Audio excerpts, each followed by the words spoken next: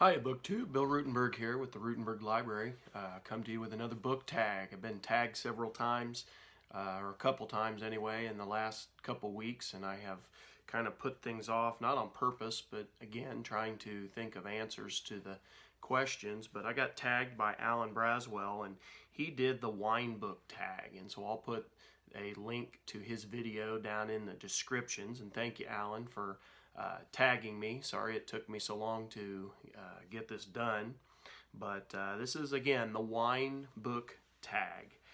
So let's go ahead and get this started. So question number one. Oh yeah, and by the way, I don't drink wine all that often, and I'm probably going to butcher the name of some of these wines, so just bear with me if I do. Number one, Cabernet Sauvignon. It's a full-bodied, dense, dark red wine. So what book is a dense read or took a while for you to figure out what the author was communicating? And I kind of took the cheap way out, and I say cheap because I used this answer in a tag a while back, or a few videos back anyway. And but I think you'll understand why I used it.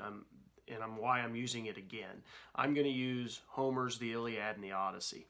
Now, it was dense. They're a thick read, and it took me a while to figure it out. Not because it was like difficult to understand as far as the storyline, but just to get into the story because of the language and how it's used. I personally don't read old stuff like that.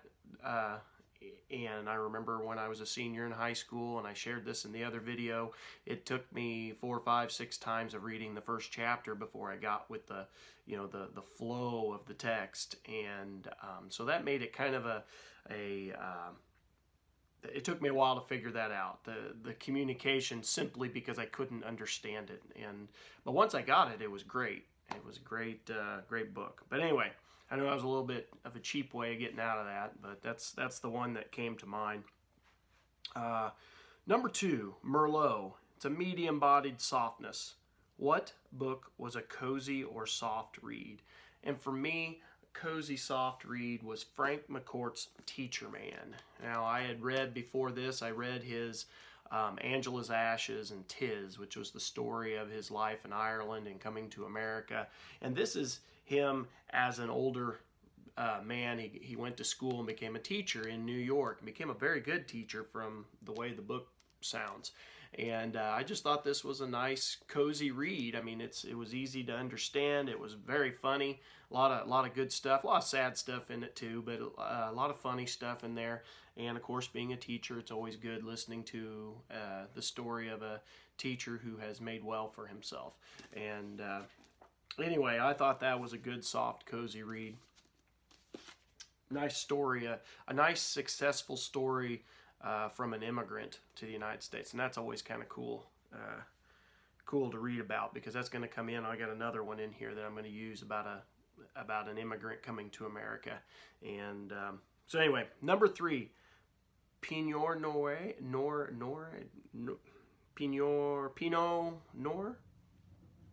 Sorry, I know I'm butchering it. Romantic of wines. What book you have? Let's see. What book you read had a romantic scene? Now you're gonna laugh when I say this, but when you look at the title, that'll help me in my answer. And it's T.R. The Last Romantic by H.W. Brands. And I didn't use this book as just because of the title. I also used it because I thought it was awfully sweet when he married his first wife, and she passed away, giving birth to their first child, Alice. I just thought that was a really sweet story, his mourning. And I thought that was a bit of the, that romantic era. And I think he hits on that in this book. T.R. was in mourning for quite a while, and went out to the Dakotas and ranched, basically kind of isolating himself and in that mourning period. And I just thought that was it was kind of sweet to that longing and that love. And so that's my romantic scene. It's not necessarily romantic in what some people are thinking about, but I still think it's a part of that romantic era. All right. Number 4, Rose. It's a summer wine. What is your summer read? So right now, as I've shared many a times, it's The Drifters. And I'm going to have another James Michener book right after that. I'm going to read Tales of the South Pacific. So these are some of my summer reads. And I've told you enough about this in other videos that I won't give you any more details on that. Other than the book is about kids in the, or I say kids, young adults in the late 60s, early 70s who are drifting around Europe. They are trying to find their way during that, very stressful era. All right, number 5, a Chardonnay, medium light body white wine. What book you read was a light read? All right, so you guys know that I read a lot of John Grisham, as you can see up on the shelf. I got a couple shelves worth of his. I got almost all of his books. The light read from him is his Theodore Boone books, The Kid Lawyer is the first one in the series. There's 6 or 7 books in the series. I only have 3 of them. This is where my collection of John Grisham falls short. I got to get the rest of these. But anyway, this is a light read. It was good. I would recommend it for any of my middle school kids to try to get them hooked into John Grisham. I know the middle school English teacher, one of the English teachers, she has her kids sometimes read these. It's one of the options on the shelf, and she recommends them. But John Grisham's, I enjoy his stuff anyway, and it was nice to see him put together a kids series. Sauvignon Blanc, described as a wild white wine. What book you read depicted the outdoors or wilderness? All right, so I went with Ernest Hemingway's The Old Man and the Sea. I read this, it's been a while since I read it. Don't know that I can tell you all of the story, but I did go through and, it says what book you read depicted the outdoors or the wilderness. And I did pick a spot that I wanted to read to you here because I think he does a really good job of depicting what the life of the fisherman was out on the sea. So as he watched the bird dipped again, slanting his wings for the dive and then swinging them wildly and ineffectually as he followed the flying fish, the old man could see the slight bulge in the water that the big dolphin raised as they followed the escaping fish. The dolphin were cutting through the water below the flight of the fish and would be in the water, driving at speed, when the fish dropped. It is a big school of dolphin, he thought. They are widespread, and the flying fish have little chance. The bird has no chance. The flying fish are too big for him, and they go too fast. And I'm going to skip ahead a little bit. The clouds over the land now rose like mountains, and the coast was only a long green line in the gray-blue hills behind it. The water was a dark blue now, so dark that it was almost purple. As he looked down into it, he saw the red sifting of the plankton in the dark water and the strange light the sun made now. He watched his lines to see them go straight down out of sight into the water, and he was happy to see so much plankton because it meant fish. The strange light the sun made in the water, now that the sun was higher, meant good weather, and so did the shape of the clouds over the land. But the bird was almost out of sight now, and nothing showed on the surface of the water but some patches of yellow, sun-bleached sargasso weed and the purple formalized, iridescent, gelatinous bladder of the Portuguese man-of-war floating close beside the boat. It turned on its side and then righted itself.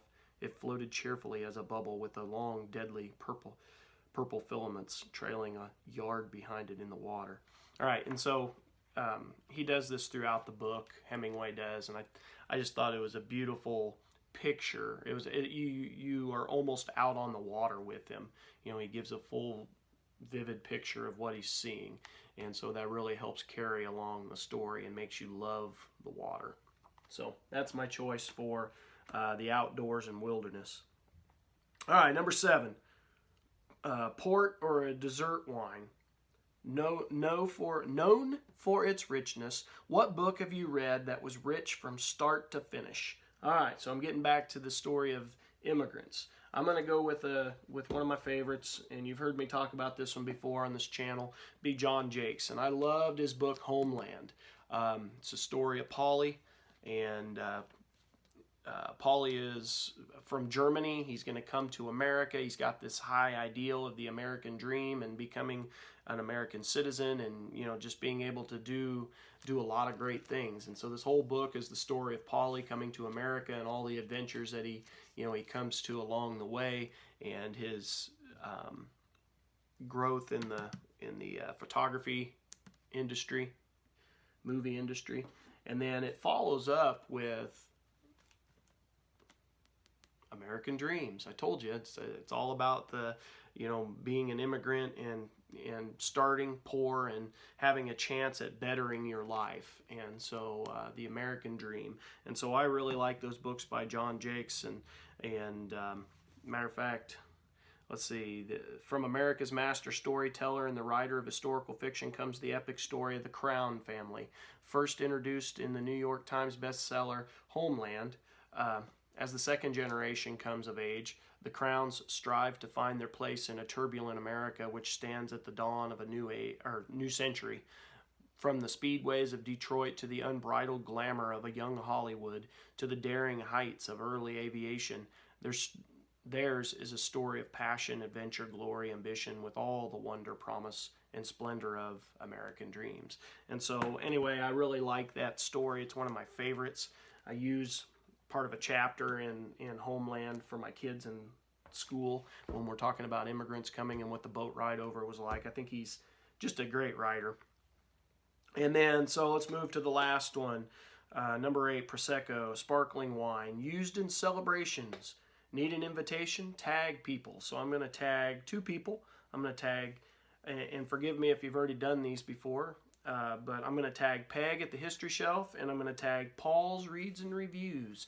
So BookTube, this has been my the wine book tag. Again, I was tagged by Alan Braswell. I'll put the link to his video down in the description. And thank you, Alan, for tagging me. Thank you, BookTube, for watching.